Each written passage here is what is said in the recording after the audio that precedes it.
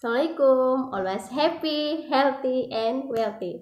Oke guys, gimana nih kabarnya? Pastinya dalam keadaan baik ya, sehat selalu ya. Dan jangan lupa, dompetnya juga harus sehat.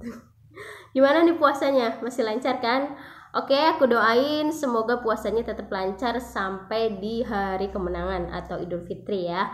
Nah, kali ini aku bakalan mereview tentang buku. Nah, salah satu buku yang menurut aku sih favorit aku banget dan juga mungkin favorit orang-orang di dunia ini karena buku ini juga sudah dibaca dan diterapkan oleh banyak orang di dunia ini, terutama pebisnis karena yang ngarang juga pebisnis juga.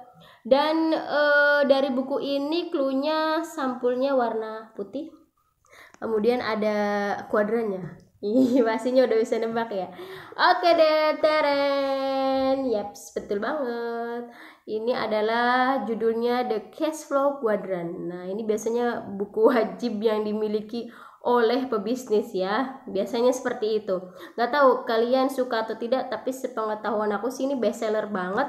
Karena dari sampulnya aja udah cukup kontras ya. Di sini ada warna putih, kemudian dengan tulisan-tulisan yang berbagai warna sehingga bikin orang tertarik ketika lihat, oh, Cashflow Quadrant apa ya ini ya. Nah, apalagi di sini nama pengarangnya di bold ya, warna merah ya. Jadi latarnya putih, nama pengarangnya merah seperti bendera kita ya, merah putih. Oke. Dan di sini adalah Robert T. Kiyosaki, penulis bestseller Rich Dad Poor Dad bersama Sharon L. Lechter CPA. Oke. Dan intinya apa sih dari buku ini? Intinya di buku ini adalah mengajarkan kepada kita dan juga memberikan saran untuk bagaimana kita mendapatkan uang dalam tempo yang sesingkat-singkatnya. Enggak ya. Untuk mendapatkan uang dengan cara yang lebih baik, dengan cara yang lebih cepat, dengan cara yang lebih mudah, tapi dengan hasil yang lebih banyak ya. Nah, emang salah kalau aku pakai cara yang seperti ini atau mungkin zaman old gitu ya? Enggak sih, nggak salah, terserah, sah-sah aja. Cuman kalau memang ada jalan yang lebih baik, kenapa kita harus pakai jalan yang lebih nggak baik ya? Bukan nggak baik sih, kenapa kita harus pakai dengan jalan yang lebih lama, ya kan? That's right, setuju? Oke, agree, setuju aja. Nah, di buku ini mengajarkan dalam memperoleh uang atau uang kita berasal dari mana, itu ada 4 sumber. Biasa disebut sebagai ESBI, di mana E adalah employ, S adalah self-employed, B business owner, dan I adalah investor. Biasanya yang sebelah sini, dua kuadran ini disebutnya kuadran kiri biasanya. Sebelah kanan ini disebutnya sebagai kuadran kanan. Let's kita lihat di dalamnya seperti apa. Nah, di dalam juga ada tulisan aku nih.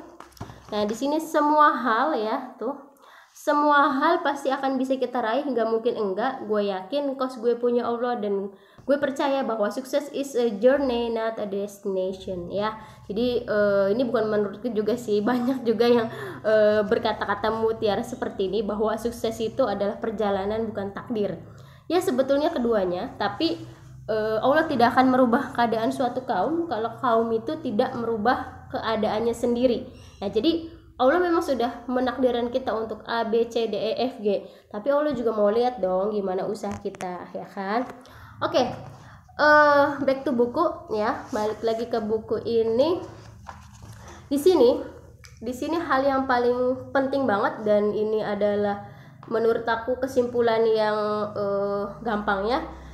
Untuk di kuadran E, seseorang yang berasal dari kuadran E atau pegawai kemungkinan akan berkata ya, Robert juga tidak langsung menjudge seperti apa, tapi beliau juga bilang bahwa kemungkinan ya akan berkata, saya mencari pekerjaan yang aman dan menjamin dengan bayaran tinggi dan tunjangan bagus. Nah, biasanya mereka ini bekerja pada orang lain atau instansi lain atau dalam pemerintahan atau non kepemerintahan juga, intinya bekerja pada seseorang atau instansi tertentu ya. Kemudian untuk orang-orang yang berada di kuadran S, mereka akan berkata bahwa tarif saya sejamnya sekian juta atau sekian ratus ribu atau sekian puluh juta seperti itu. Ya, di sini juga ada kata-kata tarif komisi normal saya 6% dari nilai total. Nah, biasanya orang-orang di kuadran S ini mereka mengandalkan kemampuannya atau skillnya dalam mendapatkan uang. Kemudian ada lagi di kuadran B. Orang-orang yang ada di kuadran B akan berkata, saya mencari seorang presiden baru untuk menjalankan perusahaan saya. Nah, ini mungkin secara kita dalam bisnis ya, atau dalam mencari uang ini lebih efektif karena sudah bisa mendelegasikan ke orang lain. Kemudian di kuadran I atau investor kemungkinan akan berkata bahwa apakah cash flow saya berdasarkan tingkat laba internal atau tingkat laba neto. Jadi ini sudah high lagi ya pemikirannya. Oke guys, terus gimana dong? Tidak ada yang salah dengan semua pekerjaan kita ataupun dapat uang kita dari mana. Tapi kalau memang ada cara yang lebih oke, lebih cepat dan lebih menghasilkan banyak uang dan bisa kita pelajari dan itu juga nggak salah, boleh kita lakukan, kan kenapa enggak? Karena Robert juga di sini tidak menuntut bahwa kita harus menjadi seorang pebisnis atau investor, tidak menuntut, hanya menyarankan atau memberikan pembelajaran. So guys, buat kalian yang mau memilih dengan kuadran apapun terserah, tapi think about it. Oke? See you next time. Bye. Wassalamualaikum. Tetap sehat, bahagia, dan sejahtera.